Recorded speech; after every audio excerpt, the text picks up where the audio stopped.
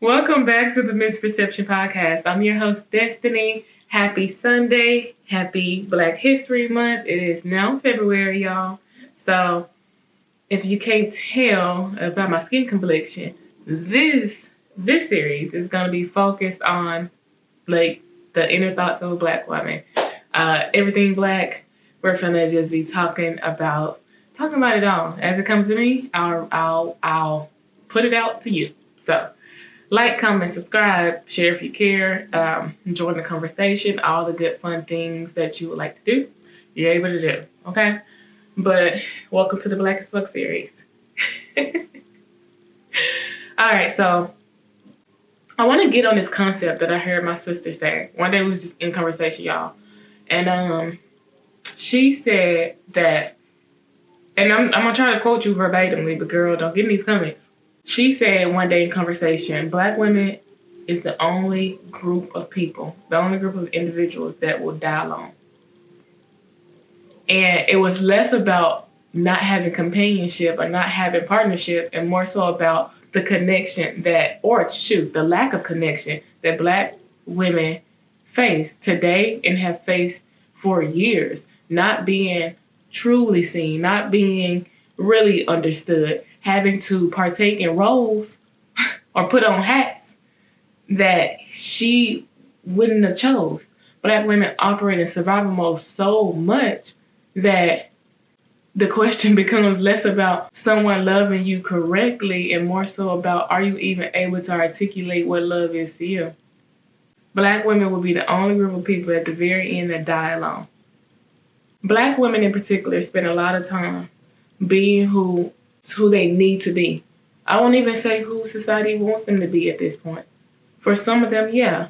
But for a lot of us, we are who we need to be. Right?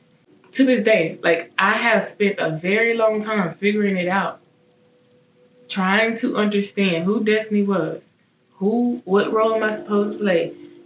How do I answer this question? What route do I take? Which one is for me? And if I'm speaking as a Black woman, the ideal of dying alone didn't scare me. I found peace in the fact that I may, if I'm being honest.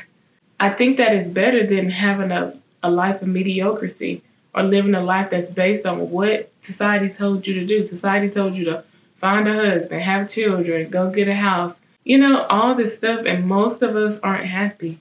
Most of us aren't happy because we're not doing things that we decided to do off our own mere power. I spent my entire life escaping that concept. And for a while, people started to make me feel like I was wrong. Oh, Destiny, you're always running away from everything. You're running away from this life. Come back down to reality, right? You can't live in this la-la land, this imagination. And honestly, that la-la land and that escape from reality that I created in my imagination is what saved my life. Consider life, for real. And when you dedicate it to partnership, or you dedicate it to a job, you dedicate it to a person, and this job disappoints, this person disappoints, and you're stuck at a place where you're not even happy with yourself. Like, forget the circumstances. You're not happy with yourself because every decision that you made wasn't for you. You gave up on your aspirations, you gave up on your dreams, and Black women are specifically taught to do that. We sacrifice an absurd amount compared to our counterparts. Black women die alone because we spend our lives extracting from ourselves to give to everybody else. And when it's time for us to be seen, they don't see us. Shit, how well do we know ourselves? As a Black woman just starting this podcast, I can tell you right now, to build community is extremely challenging. It's extremely challenging to find friendship, to build community, to find like-minded people. But let me be on something ignorant or something wild. Let me be in a drunken state of mind. It's so much easier to just build these relationships rather than build friendships than to build community. Why is that? There is a point in time where we have to question our own community. If there is going to be change in our community, it's going to have to start with us. It's going to have to start with us at least having conversations. I don't know about y'all, But I am tired of hearing the same conversations that's not steering us further as a whole. The problem is that we do not choose to grow. We do not choose to advance. We choose this instant gratification. We choose to be jealous and compete with one another. We see Black people say, "Oh, support Black businesses, support Black businesses." But I promise, every Black business that I've tried to support feels like exploitation. Why is your prices 3 times the average? I'm pretty sure you're using the same vendor. And it's like, yes, I want to support Black businesses, but why would I pay $21 for a cocktail when I can go to another establishment and pay $7? These Black businesses, every Black business that I've been into, your clientele, your main demographic is Black people. Underpaid, poor, or low-income Black people, right? These aren't private clubs or private, you know what I mean? These are public spaces. So it becomes very particular because you see people dedicate their entire life to, this movement of like being Black, supporting Black, trying to uphold this certain type of liberty as a Black woman or a Black man, but then the world and your Black counterparts who you try to protect don't do the same for you. That is a feeling that's indescribable. Spending your entire life trying to protect a demographic of people who do not protect you at the very end. Why would you dedicate your life to this Black Lives Movement? Why don't you dedicate your life to uplifting communities that obviously do not care about themselves, that won't uplift themselves, that refuse to listen when people speak? But instead, they'll go follow the popular media that's literally altering how they brain process reality. They'll go follow the next piece of gossip and drama. Black women eventually die alone because they fall in one or two categories. They spend their lives in isolation because the world doesn't understand who they are, and their values and morals don't align with what the world upholds. And the second group of people is they just settled. They wanted to fit in. So they got the job. They followed the route that they were told. And although it didn't lead to happiness, it did allow them to be included. But being included doesn't mean these people understand you. Being included also means you could be disregarded as soon as things don't align anymore, as soon as you don't fit into that image, and as soon as you speak out or change. If I'm going to die alone, I'd rather it be on my accord. If I'm going to die alone, it's because I lived a life that I could be proud of. And as a guardian angel, I will relish in that. I respect my community, but I one thing about it, I stand on business when it comes to destiny. And I struggle with friendships because I am such a woman of duality. I love to party. I love to read. I love to sleep. I really do think sleeping is the key to beauty, y'all. I keep telling everybody this. You need to take some sleep. But I love to read. I love to dance. I'm very lively, right? And then I have this other side that's very calm and spiritual and, girl, I need rest, okay? I like to write. I love poetry. And then I can do the Dougie. Like, I'm vibing. And I live and I dance to the tune of my own drum. I've always have. My biggest struggle is that I either intimidate women or I typically intimidate women. While I'm always still lead authentically and 100% myself, I do understand that my personality is a bit strong. I am a bit forward. I'm assertive. I don't sugarcoat what I want. This is what I want. This is what I expect. There is going to be a lot of conversations that we decide to have. And one of them needs to be about how we perceive our community, how we perceive each other, right? I can tell you right now, I got all the love in my heart for Black women, Black men. But I do question if they love me back. So how does it feel like just being in a predicament? If you're trying to put yourself out there, you're trying to be vulnerable, you're trying to help spread the word, help people grow. How the hell you become a target? Because people like being immersed in their bullshit. Black people have been miserable for so long that I think they forgot that they are the misery that's seeking company. The thing about it, our comfort, is that comfort is blinding. You'll be operating in a space for so long that you won't know you're still there until somebody call you out of it. But that's the thing about somebody calling you out of it. If you're not a healed person, or if you are satisfied with the mediocre life that you have, you're going to take what they just said as a threat. And that becomes the issue. That's why you see positive mind people separate themselves from the masses. Not because they do not like you or they looking down on me or you think you better than me. I just don't know how many times I've heard women say, Destiny, you think you better than me. And the only thing I told you was maybe stand up. I told you stand up, baby. Because you've been on your knees for a while. I don't need you to stand up. But now I think I'm better than you because I'm asking you to stand. If I am addressing another black woman or a black man about a situation, I'm doing it out of love. Because I don't want you in a mediocre space. Because I can see that this person has power written all over them. They just don't see it. People be acting surprised that people play them. Like, oh, I got played. Oh, I got played. Oh, they hurt me. They used me. They treated me like I wasn't nothing. And once upon a time, I've said those exact words until I realized that you show people how to treat you. It's written on you. When you look a mess or you sound a mess, you act a mess, you just disregard yourself, you don't take care of yourself, you don't care about your people, you don't have morals, you don't have connection to God, you don't have belief systems that you're rooted in, you're not operating by any compass, you're just free flowing it, right? People understand that you'll go for anything.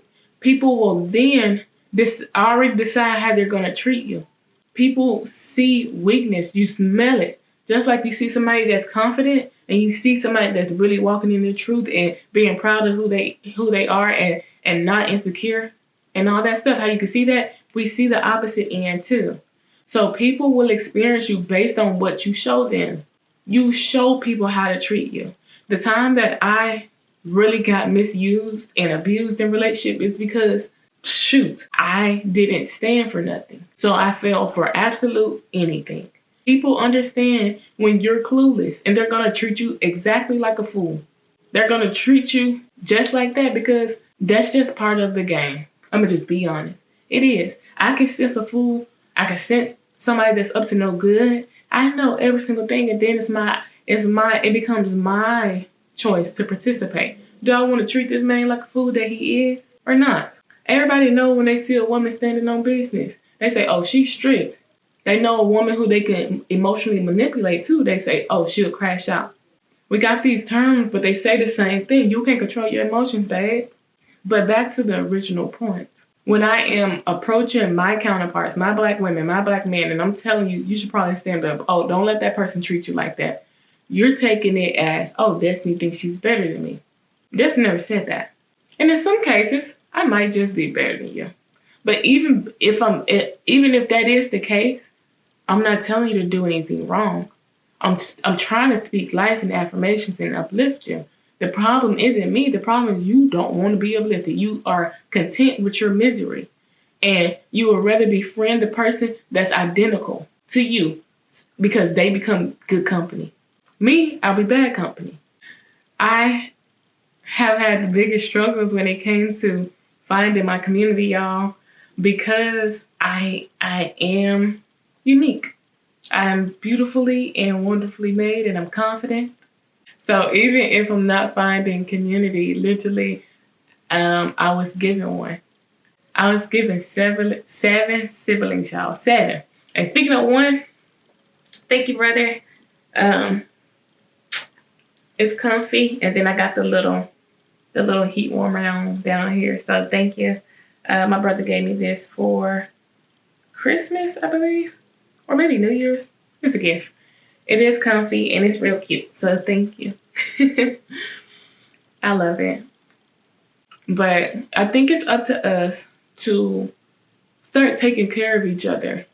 We can't keep streaming like Black Lives Matter, right? And we're not taking care of each other. We're not taking care of our sisters, our wives, our husbands, our children, even our neighbors. It's not a coincidence that when the white man decided to really reduce the influence of Black people, that he started with dismantling the family. A lot of people kept saying like, "Oh no, he started with disconnecting us from our home." But I truly believe, as a Black American, that he started with dismantling the family. So yes, maybe we were extracted from our home, maybe we wasn't. But because we got to question every single historical fact that they have told us, let's start with what we actually do know. Because who the hell knows if we're from Africa, Ghana, fucking the Philippines? Who knows? Who knows? Nobody seriously knows. We know what they told us. But I can tell you with certainty that I'm American, that American soil belongs to Black people as much, and honestly more, than it belongs to any freaking body else. I can tell you that. And not to go too far into slavery, but one important fact that you should know about slavery: when we had absolute nothing, we found kinship and kinfolk and kindred souls on the fields and on these plantations. And we took care of each other, even though we didn't have housing. We faced violence. We slept in the cold. We faced being raped, being killed, being lynched, being abused, being sold, our children being sold. Even with all that, we still found a way to take care of each other, right? That was kinship.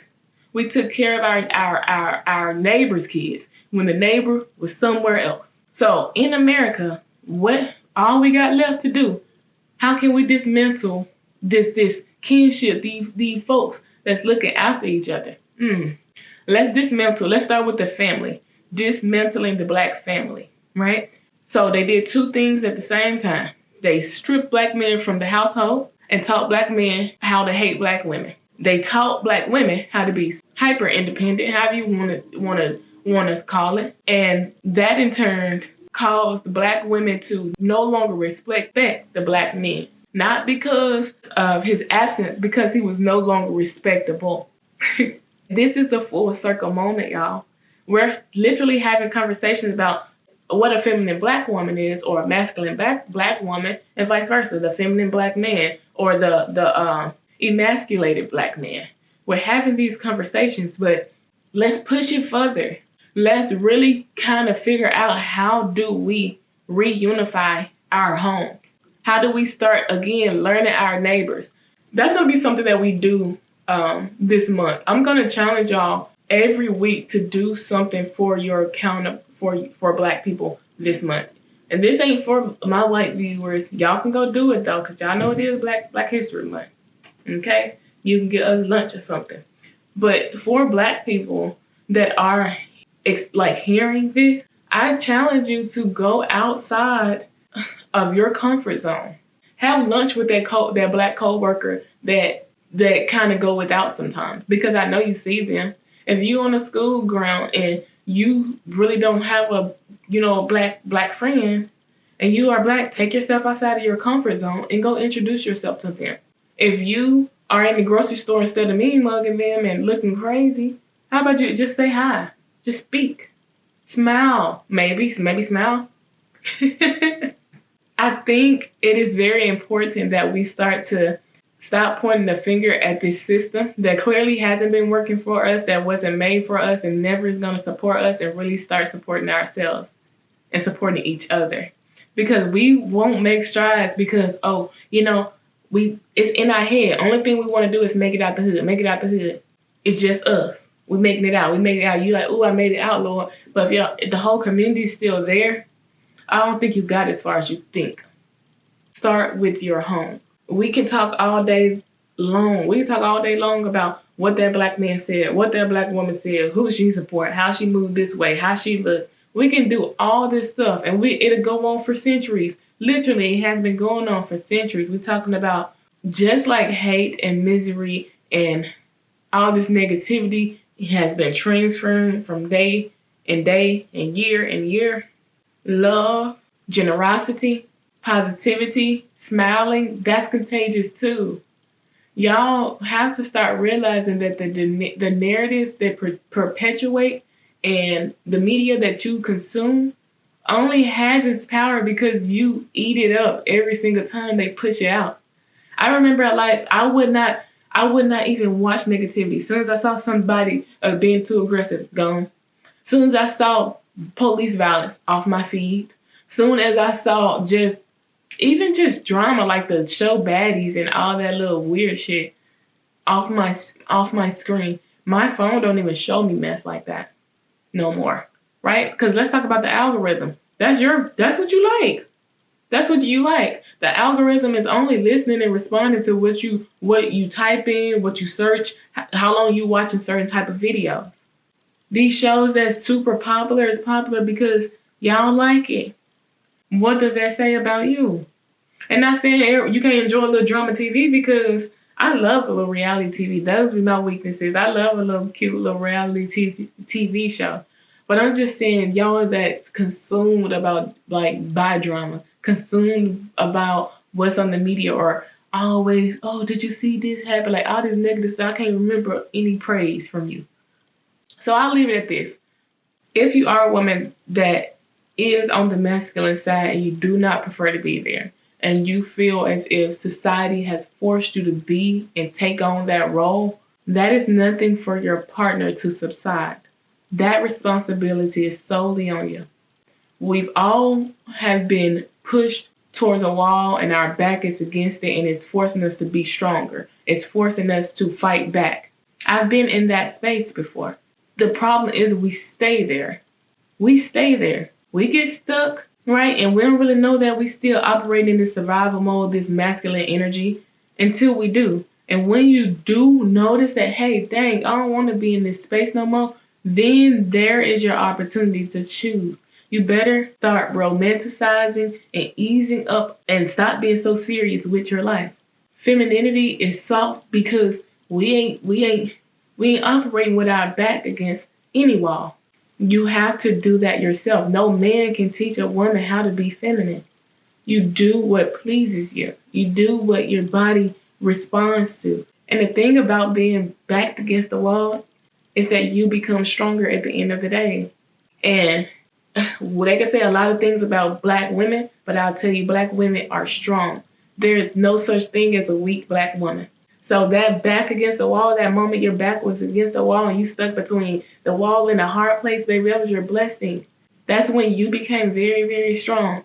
I'm going to need you to take that strength and then I'm going to need you to get back into the energy that you supposed to be in, right? Because you ain't no weak, fragile ass woman. You are a strong, black, beautiful, feminine queen. And that is the way that you need to start preferring your life so people who enter your life know this is how she exists. This is the bubble or the space and energy that she like to exist in. I'm going to maintain this for her. Because in any moment, right, anything will happen in this world right now. I don't know a lot of things, I can't lie. But if I have to enter a mode of survival, I would 100% do that. And I'll do it because I'd rather operate in survival mode and see the outcome or reach the end, right? Than be a frail, weak woman and can't do anything but look like a damsel in distress. Y'all better stop allowing this language to ruin your concept of who you are. You can be a strong black woman without being hyper independent. You can be a strong black woman and welcome new friendships and new partnerships and love and care and be vulnerable. Black women will die alone because this concept is what we fail to understand. There's so much more in life than what we achieve, the accolades, who we attach ourselves to. I love to see how we intertwine and harmonize again as a black community. Even if we don't get to see like reparations and shit. I'll be happy to see that. Let's go ahead and get into the quote of the day. I'm going to leave you with the words of Dr. Martin Luther King Jr. And he said, at the end of the day, at the very end, we will not remember the words of our enemies, but the silence of our friends. When push comes to shove in life, when it boils down to it, The only thing would matter for us is who rocking with us, who support us, who will risk their lives for our family and our friends like we'll risk our lives for our own family and friends.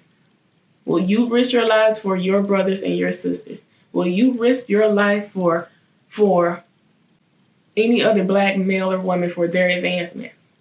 Will you put your pride to the side and rest your ego so that you can find brotherhood? Would you put the jealousy beside so you can find sisterhood and community? Would you uplift your community even though it's kind of heavy and you don't got to bear that burden? It's optional for you. Would you do it?